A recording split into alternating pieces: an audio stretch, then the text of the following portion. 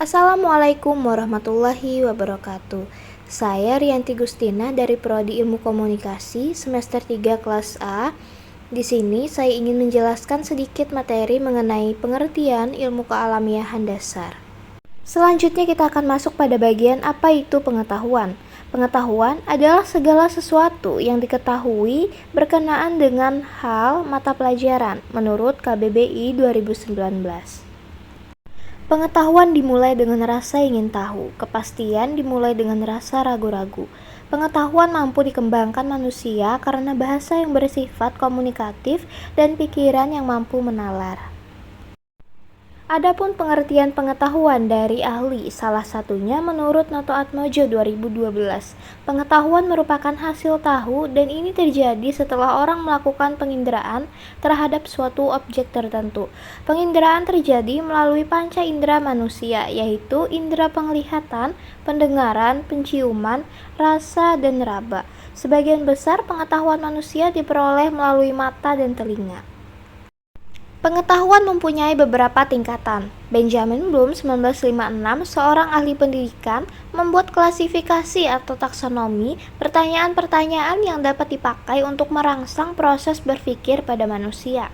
Menurut Bloom, kecakapan berpikir pada manusia dapat dibagi dalam 6 kategori, yaitu yang pertama, pengetahuan atau knowledge, mencakup keterampilan mengingat kembali faktor-faktor yang pernah dipelajari, dan yang kedua yaitu pemahaman atau comprehension, meliputi pemahaman terhadap informasi yang ada. Yang ketiga, penerapan atau application, mencakup keterampilan menerapkan informasi atau pengetahuan yang telah dipelajari ke dalam situasi yang baru. Yang keempat, analisis, meliputi pemilahan informasi menjadi bagian-bagian atau meneliti dan mencoba memahami struktur informasi. Yang kelima, sintesis, mencakup menerapkan pengetahuan dan keterampilan yang sudah ada untuk menggabungkan elemen-elemen menjadi suatu pola yang tidak ada sebelumnya. Dan yang keenam, evaluasi, meliputi pengambilan keputusan atau menyimpulkan berdasarkan kriteria. Yang ada biasanya pertanyaan memakai kata, pertimbangkanlah bagaimana kesimpulannya. Selanjutnya yaitu pengertian ilmu pengetahuan. Ilmu pengetahuan atau sains adalah pengetahuan yang diperoleh dengan cara tertentu, yaitu cara atau metode ilmiah. Jika ada suatu pengetahuan yang didapat dari cara-cara non-ilmiah, maka pengetahuan tersebut belum layak disebut sebagai ilmu pengetahuan. Ilmu pengetahuan menuntut fakta dan konsep tersebut diatur di dalam tatanan yang sistematik. Lalu, apa ciri khusus dari ilmu pengetahuan atau sains?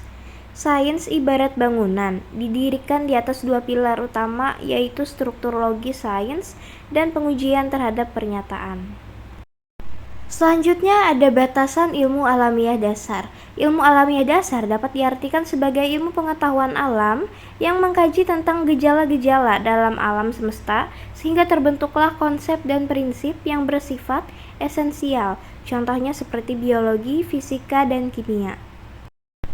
Tujuan mempelajari ilmu alamiah dasar adalah agar dapat memahami perkembangan penalaran manusia terhadap gejala-gejala alam hingga terwujudnya metode ilmiah yang merupakan ciri khusus dari ilmu pengetahuan alam. Nah, ilmu alamiah dasar mempunyai beberapa konsep dasar dalam bidang ilmu pengetahuan alam dan teknologi.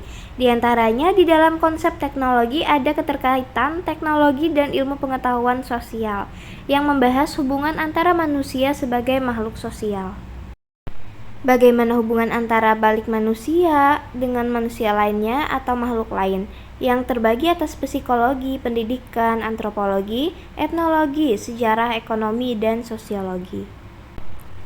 Haji Abu Ahmadi dan A. Supatmo mengelompokkan ruang lingkup ilmu alamiah dasar ke dalam 5 pokok bahasan, yaitu yang pertama, kelahiran alam semesta. Yang kedua, masalah tata surya. Yang ketiga, bumi.